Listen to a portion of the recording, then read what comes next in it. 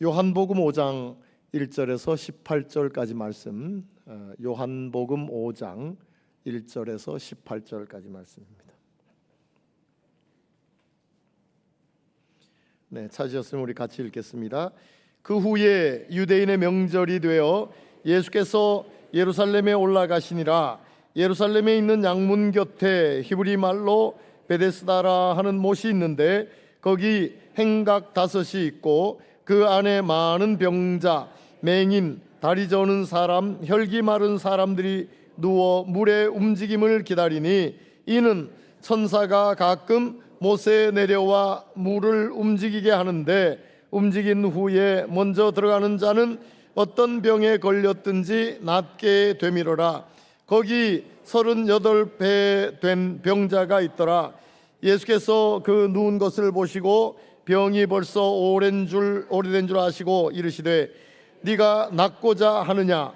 병자가 대답하되 주여, 물이 움직일 때에 나를 못에 넣어주는 사람이 없어 내가 가는 동안에 다른 사람이 먼저 내려가나이다. 예수께서 이르시되 일어나 네 자리를 들고 걸어가라 하시니 그 사람이 곧 나아서 자리를 들고 걸어가니라. 이날은 안식일이니 유대인들이 병 나은 사람에게 이르되 안식일인데 네가 자리를 들고 가는 것이 옳지 아니하니라. 대답하되 나를 낫게 한 그가 자리를 들고 걸어가라 하더라 하니 그들이 묻되 너에게 자리를 들고 걸어가라 한 사람이 누구냐 하되 고침을 받은 사람은 그가 누구인지 알지 못하니 이는 거기 사람이 많으므로 예수께서 이미 피하셨음이라. 그 후에 예수께서 성전에서 그 사람을 만나 이르시되 보라, 네가 나았으니 더 심한 것이 생기지 않게 다시는 죄를 범하지 말라 하시니 그 사람이 유대인들에게 가서 자기를 고친 이는 예수라 하니라. 그러므로 안식일에 이러한 일을 행하신다 하여 유대인들이 예수를 박해하게 된지라. 예수께서 그들에게 이르시되 내 아버지께서 이제까지 일하시니 나도 일한다 하시매 더욱 예수를 죽이고자 하니 이는 안식일을 범할 뿐만 아니라 하나님을 자기의 친아버지라 하여 자기를 하나님과 동등으로 삼으심이로라. 아멘. 네, 이 말씀으로 네가 낫고자 하느냐 하는 제목으로 같이 말씀을 나누겠습니다. 같이 하겠습니다. 네가 낫고자 하느냐. 갈릴리 가나에서 예수님께서 처음 표적으로 보이신 것이 물이 포도주가 되게 하시는 이런 기적입니다. 이런 기적을 통해서 예수님이 하나님의 아들이시라는 표적을 보여주셨어요. 그러고 나서 가버나움으로 가셨다가 6월절 명절 때문에 저 예루살렘으로 올라가시죠. 그 예루살렘으로 가셨다가 다시 갈릴리 가나로 예수님이 오셨는데 그때에 가버나움에 있던 왕의 신하가 자기의 딸이 죽을 병이 걸려서 그래서 자기의 딸을 고쳐달라고 갈릴리 가나에 있는 예수님을 만나러 옵니다. 그리고 예수님은 34km나 떨어진 갈릴리 가나에서 가버나움에 있는 왕의 신하의 딸의 죽을 병을 고쳐주십니다. 이것이 예수님께서 하나님의 아들이시라는 두 번째 표적으로 요한복음에 기록이 되어 있습니다. 그러고 나서 오늘 본문 말씀에 그 후에 유대인의 명절이 되어라고 말하고 있어요. 6월절에 예수님께서 예루살렘 가셨다가 올라오셨는데 그 다음에 유대인의 명절이 되어서 또 예수님이 예루살렘으로 올라가시는 것을 봐요. 이 명절이 어떤 명절이냐 하는 것 가지고는 신학자들 간에 이견이 있습니다. 6월절 지났으니까 이제 77절 즉 오순절이 아닐까 하고 오순절이라고 생각하는 학자들이 있고 아니고 1년이 지나서 이듬해의 6월절일 것이다 이렇게 주장하는 학자들이 있습니다. 저는 두 번째 설에 동의를 합니다. 제가 동의하는 이유는 여기 동사가 미완료 과거형 n이라는 미완료 과거형으로 기록이 되어 있습니다. 미완료 과거형이라는 것은 이미 시작이 되어서 지금까지 계속 유지되는 이런 상태를 이야기하고 있어요. 그런 걸 보면 오순절, 77절이라는 단 하루 명절 가지고는 그렇게 표현하기가 어렵습니다. 이런 걸 볼 때 저는 6월절, 그 이듬해 6월절 지나고 무교절 7일 동안 지나는 이 절기가 길게 진행되니까 아마 그 이듬해 6월절일 것이다. 그래야 예수님의 공생의 기간을 3년으로 설명할 수 있다는 거예요. 뿐만이 아니라 정 그렇지 않으면 초막절, 7일 동안 진행되는 초막절일 가능성도 배제할 수는 없어요. 중요한 것은 이게 6월절 명절이든 아니면 초막절 명절이든 어떤 명절이든 간에 예수님은 명절이면 꼭 예루살렘으로 올라가시는 것을 봐요. 유대인이시기 때문에 명절을 지키기 위해서 올라가신 것일 수도 있지만 예수님은 많은 사람이 모인 곳에 하나님 나라의 복음을 한 번에 전하시기 위해서 명절이 되면 꼭 예루살렘으로 올라가셨던 것을 봅니다. 그 예루살렘으로 올라가셨는데 예루살렘으로 올라가셔서 양문이라는 문으로 예루살렘을 들어가시는 것을 봐요. 예루살렘 성은 사각형으로, 정확한 사각형은 아니지만 사각형으로 되어 있는데 동서남북에 문이 두 개씩 이렇게 있습니다. 그래서 예루살렘 성은 8개의 문으로 되어 있어요. 그 중에 한 개 빼놓고 7개의 문은 지금도 열려 있습니다. 그런데 딱 한 개의 문은 완전히 닫혀 있어요. 그 문은 동문이라고 하는 황금문입니다. 올리브산에서 기드론 계곡을 지나서 첫 번째 딱 펼쳐지는 문이 동문, 황금문이에요. 이 문은 이렇게 올리브산에서 보면 황금산이라고 하는 이슬람의 무슬림의 오마르 사원이라고 해서 황금 사원이 황금으로 된 게 보이는데 거기 직선으로 동문이 있습니다. 황금문이. 그건 아주 완전히 닫혀 있어요. 그런데 이 동문에서부터 북쪽으로, 방향으로 보면 북쪽인데 그 동문의 오른쪽으로 조금만 가면 거기에 양문이 있어요. 양문. 양문이라는 게 왜 양문이라고 붙여졌냐면 제사 지내는 사람들이 양을 끌고 와가지고 그냥 그 양이 멀리서부터 양을 끌고 오면 이런저런 게 막 묻고 그러잖아요. 근데 이제 제사를 지내기 위해서 양문으로 들어와서 양을 씻겨요. 씻기는 자리가 있어요. 그걸 씻겨가지고 제사를 지내기 위해서 성전으로 들어갑니다. 그래서 그것을 양문이라고, 양이 들어가는, 양을 통과해서 들어가게 하는 이런 문이었다. 이 양문은 양문인 뿐만이 아니라 사자문이라는 이름도 가지고 있고 스데반문이라는 이름도 가지고 있어요. 스데반문이라는 것은 스데반을 돌로 쳐 죽일 때에 그 양문으로 끌고 와가지고 스데반을 돌로 쳐 죽였다 해서 그 문을, 양문을 스데반문이라고도 합니다. 그리고 원래는 사자문이었어요. 원래는 주후 70년에 티투스 황제가 그 예루살렘을 완전히 쑥대밭으로 만들어 버리잖아요. 그 이후에 나중에 독일의 슐라이먼 대제가 예루살렘 성을 다시 건설했다는 거예요. 근데 예루살렘 성을 건설하고 유대인들에게 얼마나 많은 세금을 받았는지, 너무너무 세금을 많이 걷어들여서 유대인들이 힘들어하는 가운데 이 슐라이먼 대제가 꿈을 꿨다는 거예요. 꿈을 꿨는데 사자 4마리가 나타나가지고 자기를 막 물어뜯더래요. 그래서 깜짝 놀라서 깨서 도대체 이게 무슨 꿈이냐 하고 꿈을 해석하는 사람들에게 물어봤더니 그 중에 한 사람이 당신이 유대인에게 세금을 너무 많이 뜯어가니까 사자들이 나타나서 당신을 뜯는 것이다. 그래서 세금을 줄이고 그 문에다가 양쪽으로 사자상 2마리씩을 세워가지고 그래서 그 문을 사자문이라고 이름 짓기도 했어요. 사자문이고 스데반문이고 양문인 그곳으로 예수님께서 들어가셨어요. 올리브산에서 이렇게 기드론 계곡을 내려오면 바로 펼쳐지는 것이 동문인데 그 동문 닫혀 있고 그 오른쪽에 양문을 통해서 예수님께서 들어오신 거예요. 그 지금도 양문을 통과해 가지고 들어가면 그 양문이 비아 돌로로사라고 해서 십자가의 길이 시작되는 곳이 바로 그 양문입니다. 양문으로 들어가면 그게 바로 똑바로 걸어가면 비아 돌로로사, 고난의 문, 고난의 길, 십자가의 길이 펼쳐지는 것입니다. 그런데 거기 들어가다가 왼쪽으로 조금만 틀면 거기에 베데스다라는 못이 나와요. 베데스다라는 못은 히브리 말인데 여기 성경에서 이야기한 것처럼 히브리 말이죠. 헤세드라는 말이에요. 헤세드. 벳은 집이라는 말이고 헤세드는 사랑, 자비 뭐 이런 뜻이죠. 그러니 자비의 집, 또 사랑의 집이라는 이런 베데스다라는 이름을 가진 못이 나타난단 말이죠. 꼴림비스라. 이 못을 꼴림비스라는 목욕통, 또한 목욕탕, 목욕통, 또 연못 이런 뜻으로 다 사용되는 말이에요. 여기 행각이 5개 있다. 기둥이 5개 있는 그런 행각을 가진 베데스다. 근데 지금은 가면 상상을 할 수가 없어요. 그때 모습을.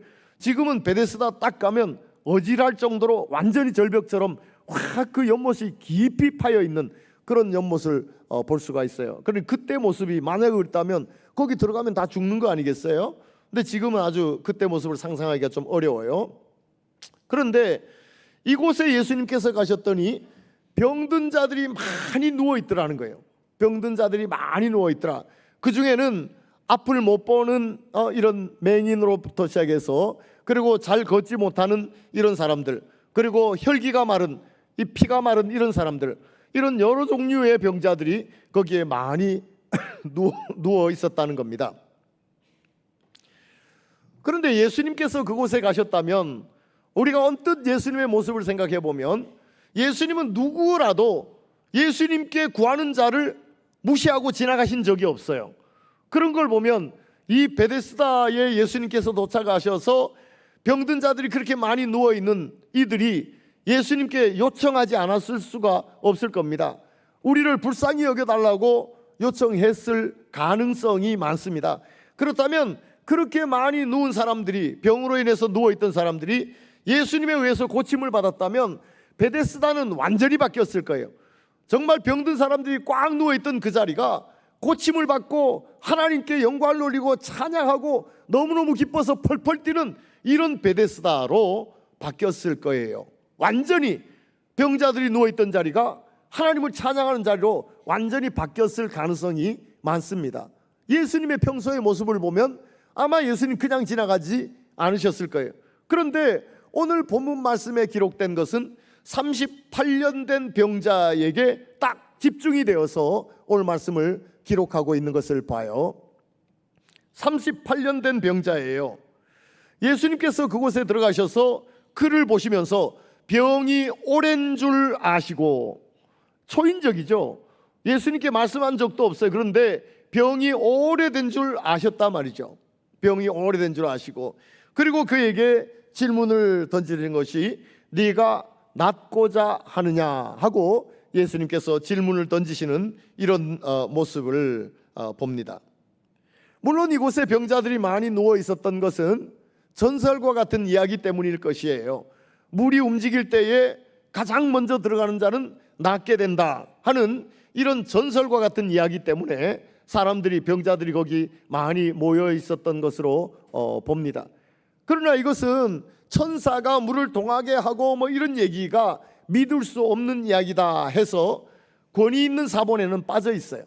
우리 성경을 번역하고 있는 넷슬 알란드라고 하는 이 성경에도 제가 눈을 씻고 봐도 3절 끝부분부터 4절까지는 빠져 있어요. 그래서 3절하고 그 다음에 5절이 나와요. 이건 신빙성이 있는 이야기가 아니라는 거죠. 그러나 어느 사본을 근거로 해서 번역을 했는지 우리 성경에는 이게 번역이 되어 있어요. 어쨌든 그런 곳에 많이 누워있는 사람들이 정말 예수님으로 인해서 고침받고 난리가 났을 텐데, 특별히 38년 동안 병으로 인해서 고통당하는 자에게 예수님께서 오셔서 네가 낫고자 하느냐 하는 이 질문을 던지신 겁니다. 병이 오랜 줄 아시고 네가 낫고자 하느냐 하고 질문을 던지셨어요. 병이 오래되었다, 38년 되었다 하는 것은 그가 얼마나 고침을 받으려고 백방의 노력을 다 했지 않겠습니까? 그러다가 아무리 노력해도 안 되니까 전설 같은 이야기가 있는 이 베데스다까지 온 거예요. 그리고 거기 와서도 예수님께서 네가 낫고자 하느냐 질문을 던지셨을 때 이 사람이 뭐라고 이야기합니까? 주여, 내가 저 물이 동할 때 먼저 뛰어들려고 내려가는데 누가 나를 데리고 내려가 주는 사람이 없어서 다른 사람들이 먼저 뛰어들고 나는 계속해서 실패했습니다.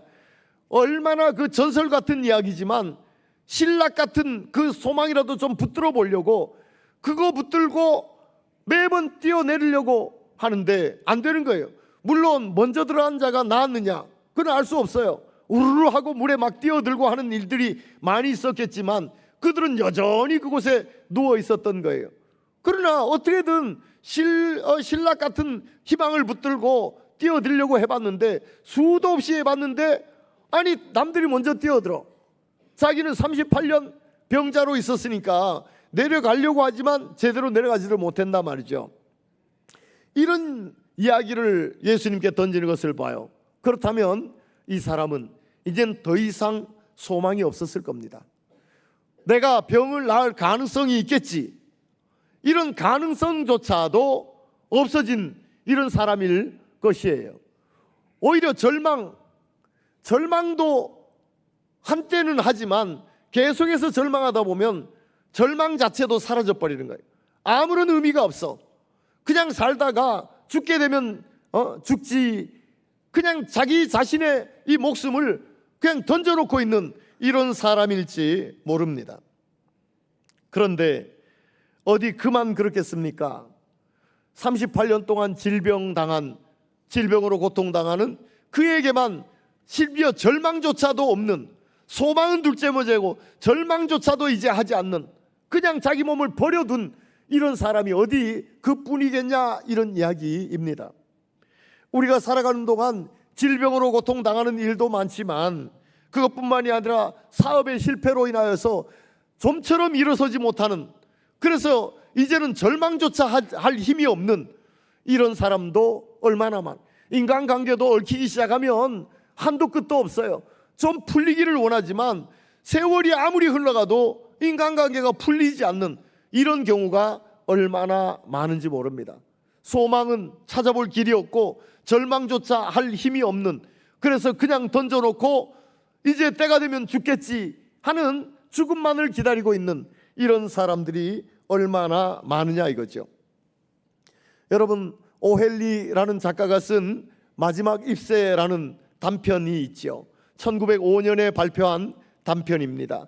이 단편의 주인공이 수지라는 젊은 여자입니다. 이 젊은 여자가 그림을 너무 잘 그려서 그림을 잘 그리는 화가들이 모인 골목으로 가요. 그래서 거기서 그가 그림도 그런데 거기 가가지고 폐렴을 앓게 돼. 그래서 폐렴으로 인해서 그림은 둘째 문제고 침대에 누워서 더 이상 어떻게 일어나지도 못하는 상태에서 침대에 누워 있는데 그가 누운 맞은편에 창문에 나무가 한 그루 있는데 그 나무에 잎사귀가 점점 떨어져 가더라는 거예요. 그래서 한 잎, 두 잎 잎사귀가 떨어지는 걸 보면서 이 수지는 저 잎이 다 떨어지면 내 생명도 끝날 것이다 라고 생각하면서 잎사귀가 떨어진 것만 매일같이 보고 지내요. 근데 이 사실을 아래층에 있는 배어머니라는 할아버지가 알게 됐어요. 한때는 이 할아버지도 그림을 너무 잘 그려서 그래서 참 좋은 그림을 많이 남겼던 할아버지인데 2층에 와 있는 그 수지의 이야기를 듣게 되었어요. 그래서 어느 날 밤에 몰래 가가지고 잎사귀를 그리게 됩니다. 나무에 붙어있는 이파리하고 똑같은 잎사귀를 담벼락에다가 그리게 돼요. 담쟁이죠. 담쟁이, 나무가 아니라 밑에서부터 올라오는 이 담쟁이가 뚝뚝뚝뚝 떨어지고 있는데 그 담에다가 똑같은 잎사귀를 하나 그려놔요. 수지가 보니까 아니 이게 잎사귀가 다 떨어지면 자기 생명도 끝날 거라고 생각하고 아무런 소망이 없이 마지막 날만 기다리고 있었는데 마지막 잎사귀가 떨어지질 않는 거예요. 이제 떨어질까 하고 하루를 지났는데 또 안 떨어져. 또 하루 지났는데 안 떨어져. 아무리 시간이 지나도 마지막 잎사귀가 떨어지지 않고 있는 거예요.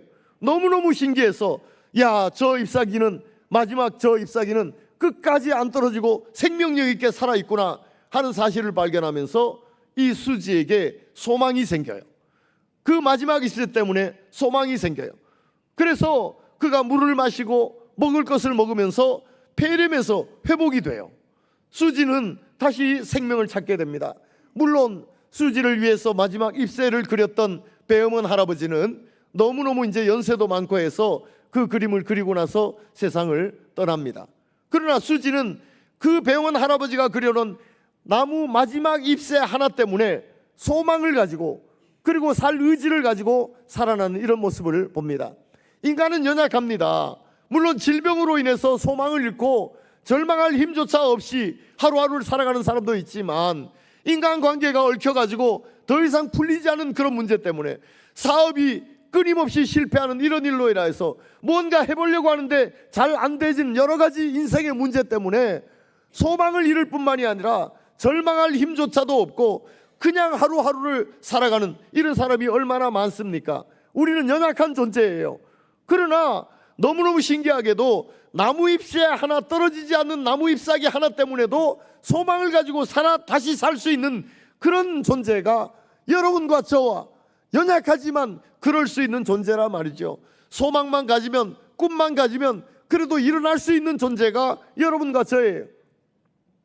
이 38년 된 환자도 소망을 잃고 절망할 힘조차도 없이 하루하루 살아가고 있었는데, 예수님께서 네가 낫기를 원하느냐 하고 질문을 던지셨어요. 네가 낫기를 원하느냐? 이미 이 사람은 낫고자 하는 소망도 잃어버렸고 절망할 수 있는 힘도 잃어버렸어요. 그런데 그런 자에게 예수님께서 네가 낫기를 원하느냐 하는 질문을 던지심으로 저 속에 깔려있는 소망을 일깨워 주시는 것을 봅니다. 소망을 일깨워 주시는 것을 봐요.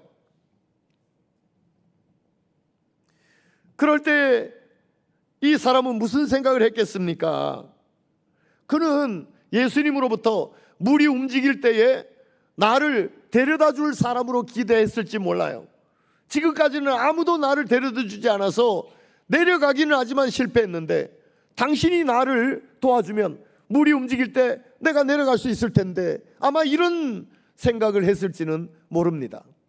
그가 지금까지 노력했던 그 삶의 방법에서 벗어나지를 못해요. 예수님을 만나고 네가 낫기를 원하느냐 하는 질문을 던지셨음에도 불구하고 예, 낫고 싶습니다, 이런 답변을 못해요. 내가 낫기를 위해서 지금까지 저 물이 움직일 때 먼저 내려가려고 애를 썼는데 못 내려갔는데, 당신이 도와주면 내가 어쩌면 내려갈 수 있을지 모르겠습니다. 자기의 삶의 틀에서 예수님이 어느 정도 도와주시면 하는 생각에서 멈추고 있었던 것입니다. 그런 자에게 예수님께서는 일어나 내 자리를 들고 걸어가라 말씀하셨어요. 이것은 대단히 신뢰되는 그런 말씀일지 모릅니다. 아니, 일어날 줄 몰라서 안 일어났냐 말이죠. 일어날 줄 몰라서 안 일어날 수가 없으니까 못 일어난 건데, 예수님이 일어나 네 자리를 들고 걸어가라. 아니, 내가 못 일어나, 아니 일어날 수가 없어서 그런 건데 나보고 일어나라니 오해할 수 있는 말일 겁니다. 그러나 예수님은 그를 근본적으로 치료해 주시기 위해서 일어나 네 자리를 들고 걸어가라 라고 말씀하셨던 것입니다. 그 사람이 지금까지 낫기 위해서 했던 그런 모든 방법, 그게 아니라 예수님은 그를 근본적으로 치료해 주시기 위해서 말씀하신 거예요. 그가 오해할지 몰라요. 예수님이 하신 말씀으로 이성적으로, 아니면 지금까지 경험해왔던 것으로 생각하면, 아니 무슨 말을 그렇게 하느냐, 내가 일어날 수 없어서 못 일어난 건데 하고 오해할 수 있었을 거예요. 그러나 그는 그 말씀을 믿었어요. 믿음으로 받아들였단 말이죠. 그랬더니 그 사람이 곧 나아서 자리를 들고 걸어가니라 라고 말씀하고 있어요. 예수님께서 하신 말씀을 이성으로, 경험으로 생각하지 않고 그대로 받아들였더니 나았어요. 그래서 일어나서 걸어가게 되는 것을 보게 됩니다. 본질적으로 해결되는 방법이었어요. 여러분, 우리는 이 38년 된 병자와 똑같지는 않지만, 그러나 우리도 소망을 잃고 절망할 힘도 없이 하루하루를 그냥 언제 죽을지 모르지만 그날까지 살아가는 이런 사람이 있을 수 있습니다. 그런 자가 회복되는 첫 번째 방법은 예수님을 인격적으로 만나는 것입니다. 예수님을 인격적으로 만나는 것이에요. 예수님을, 그냥 예수님의 말씀을 우리가 읽으면서 이건 그냥 글로 읽거나 그냥 책의 한 종류로 읽어서는 인격적인 예수님을 만날 수가 없는 것입니다. 소설이나 수필처럼 성경을 읽으면서 그냥 문자로만 보고 그 책을 책으로만 본다면 예수님을 인격적으로 만날 수는 없어요. 오늘 말씀에도 예수님 뭐라고 말씀합니까? 아버지께서 일하시니까 나도 일한다. 일하시는 예수님이에요. 글로 그치는 게 아니고 책으로 그치는 거 아니고 지금도 살아계셔서 아버지 하나님이 일하듯이 일하고 계시는 예수님이라 말이죠. 공허해서 아무런 소망도 없고 절망할 힘도 없는, 그래서 하루하루를 그냥 마냥 살아가는 자에게 희망을 주시고 회복시켜 주시는 이런 놀라운 일을 하시는 예수님이시라 말이죠. 이런 예수님을 믿음으로 받아들이기 시작하면 예수님을 글이 아니라 책이 아니라 인격적인 예수님으로 만날 수 있습니다. 그래서 예수님과 대화하듯이 말씀을 읽고 예수님과 대화하듯이 기도하고 예수님이 듣고 계시는 걸 알고 찬양을 하는 이런 자로 바뀔 수 있다는 것입니다. 예수님을 인격적으로 만나야. 두 번째는 예수님의 말씀을 믿음으로 받아들여야 됩니다. 내가 살아온 경험과 내 이성 가지고는 오해할 수 있는 이런 말씀일지라도 순수한 믿음으로 예수님의 말씀을 받아들일 때 우리에게는 소망이 생기고 회복의 역사가 시작이 되는 것입니다. 뿐만이 아니라 세 번째는 예수님의 말씀대로 살아가는 것입니다. 예수님이 그러하라고 하셨으면 그대로 행하는 것입니다. 어렵지만 그래도 믿음으로 받아들이고 그대로 행할 때에 정말로 소망이 현실로 바뀌고 그리고 회복의 놀라운 기적적인 역사를 경험하게 되는 것입니다. 이 사람은 이렇게 38년 동안 병자로 있었지만 예수님을 인격적으로 만나고 예수님의 말씀을 믿음으로 받아들이고 그것을 삶으로 옮길 때에 그에게는 기적적인 이 놀라운 역사의 주인공이 되었던 것입니다. 우리가 이런 주인공이 되면 얼마나 좋겠느냐 말이죠. 예수님의 세 번째 표적의 주인공이 38년 된 병자였다면 오늘 여러분과 저가 이런 38년 된 병자가 나은 것처럼 우리가 예수님의 이 세 번째 표적의 주인공이 될 수 있기를 주의 이름으로 축원합니다. 그러나 세상은 문제가 많습니다. 오늘 5장 10절에 보면 이날은 안식일이니 유대인들이 병 나은 사람에게 이르되 안식일인데 네가 자리를 들고 가는 것이 옳지 아니하니라. 여러분, 이 유대인들은 도대체 어떤 유대인이냐 말이에요. 어떤 유대인이냐. 어째서 38년 된 병자가 나음을 얻고 기뻐서 펄쩍펄쩍 뛰면서 난리가 났는데 왜 이 38년 된 병자가 고침을 받고 기뻐하는 것을 볼 줄 모르느냐 말이죠. 왜 이 유대인들은 그걸 못 보냐, 순수하게 그걸 못 보냐 말이죠. 뿐만이 아니라 38년 된 그런 병자가 이제 더 이상 절망할 힘도 없던 그런 하루하루 살아가는 그런 자를 고쳐주신 예수님의 이 기적, 이 놀라운 기적을 왜 이 유대인들은 못 보냐 말이죠. 왜 못 보냐, 어떻게 이런 사람이 있을 수 있느냐 하는 겁니다. 어떻게 이런, 심지어 베데스다, 자비의 집, 사랑의 집, 이 말의 뜻만이라도 한 번쯤 생각해 봤냐 이거죠. 이곳은 자비의 집이다, 사랑의 집이다. 아니 도대체 왜 이 베데스다라는 연못이 생겼을까? 한 번쯤은 말의 뜻이라도 생각해 보지 않았겠냐 말이죠. 그런데 이 유대인들은 그것조차 생각하지 않았던 유대인들이에요. 도대체 왜 이랬을까? 왜 이들은 이렇게 우리가 생각해도 이해가 안 되는 이런 유대인의 삶을 살까 하는 것입니다. 이 유대인들은 실패한 사람들이 아닙니다. 세상적으로 보면 성공한 유대인이에요. 세상적으로 보면 출세한 유대인들입니다. 무엇 때문에 성공하고 무엇 때문에 출세했습니까? 율법 때문이었습니다. 율법 때문이었어요. 율법 때문에 그들은 성공한 자였고 율법 때문에 그들은 출세한 자였고 율법 때문에 먹고 사는 자들이에요. 그러니 그 율법의 조항, 그것에 갇혀가지고 38년 된 병자가 나아서 기뻐하는데도 그게 눈에 들어오지를 않는 거예요. 38년 된 병자를 고쳐주신 예수님의 놀라운 기적이 있는데도 그 기적을 보지를 못하는 거예요. 베데스다라는 이름의 뜻이 얼마나 좋은 이름의 뜻을 가지고 있는데 그 이름의 뜻을 한 번도 생각을 못하는 거예요. 왜냐하면 그들을 출세시킨 것은 율법이에요. 율법 때문에 출세했고, 율법 때문에 성공했고, 율법 때문에 먹고 사는 자들이 이 율법에 이게 어두워가지고 이런 놀라운 사실들을 못 보는 거예요. 이게 어디 그 시대 유대인들 뿐만이겠습니까? 오늘날은 그렇지 않냐 이거죠. 오늘날은 예수님의 은혜 때문에 너무너무 감사하고 인생이 회복되어서 춤출 듯이 하나님을 찬양하고 살아가는 사람들을 이해를 못합니다. 이해를 못해요. 나는 나름대로 이런 것으로 인해서 성공하고 이런 것으로 인해서 출세해서 거기에 매여가지고 예수님을 만나서 회복이 되고 예수님을 만나서 소망을 가진 사람, 정말로 예수님을 찬양하고 지내는 그 사람들을 눈으로 보질 못하는 겁니다. 뿐만이 아니라 예수님께서 38년 된 병자를 고쳐주시듯이 이런 놀라운 기적을 일으키셔도 예수님의 기적을 보지를 못해요. 듣지를 못합니다. 들어도 듣지를 못하고 보아도 보지를 못해. 자기를 가려버리는 것이 있어요.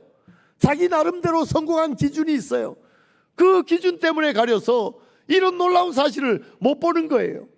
베데스다, 아무리 좋은 이름의 뜻을 가지고 있다 할지라도 그 이름을 한 번도 생각하려고 하지를 않는 것입니다. 우리가 사는 세상은 이런 자들도 함께 사는 세상이에요. 그래서 예수님으로 인해서 회복되고 예수님으로 인해서 소망을 가지고 그것 때문에 정말 가슴 벅찬 마음으로 하나님을 찬송하고 예수님을 높여드리고 이런 삶을 이해를 못하는 겁니다. 예수님의 그 기적을 들으려고도 하지 않고 보려고 하지도 않고 그걸 찬양하려도 하지 않는 것입니다. 이런 사람들이 세상에는 대다수예요. 대다수. 자기의 삶에 갇혀서 이런 걸 못 보는 거예요.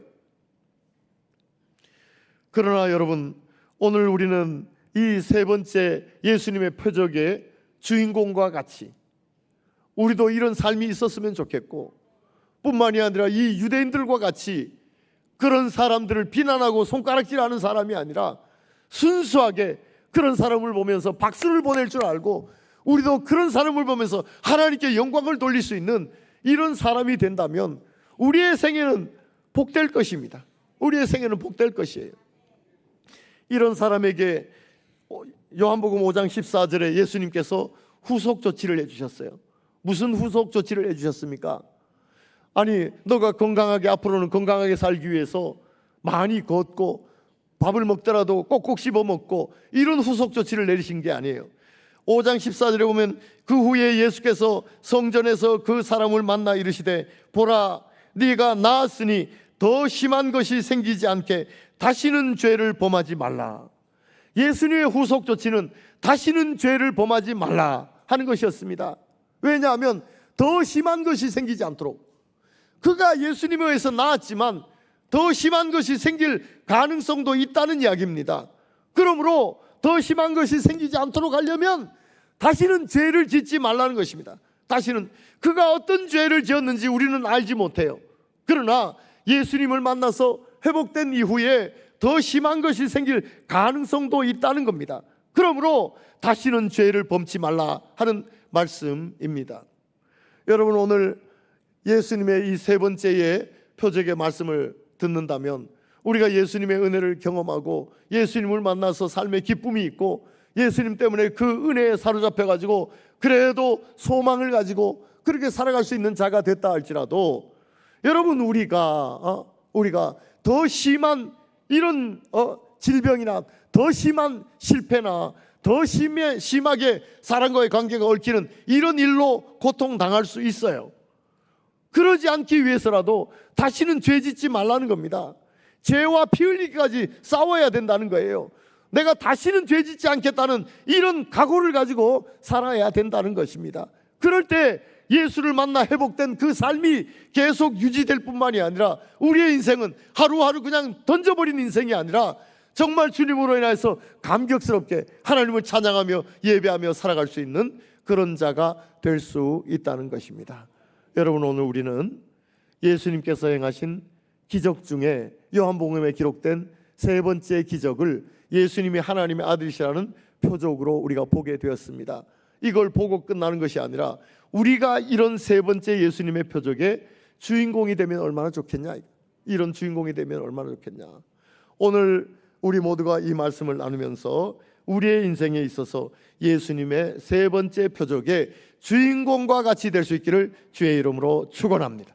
기도하겠습니다. 하나님, 주의 은혜와 사랑을 참으로 감사합니다. 우리가 연약하여서 하나님 조금만 어려움을 당하면 우리의 소망은 다 사라지고 절망할 힘조차 없는, 그냥 하루하루 주어진 대로 살아가고 마는 이런 사람이 될 수 있지만, 그러나 주님을 인격적으로 만나 주님의 말씀을 믿음으로 받아들이며 그 말씀을 우리의 삶에 옮겨가는 동안 우리에게 소망이 생기게 하시고 우리가 회복되게 하여 주시고 다시는 죄를 짓지 않으므로 정말 감격스럽게 여호와 하나님을 찬양하며 사는 우리의 남은 생에 되게 하여 주시옵소서.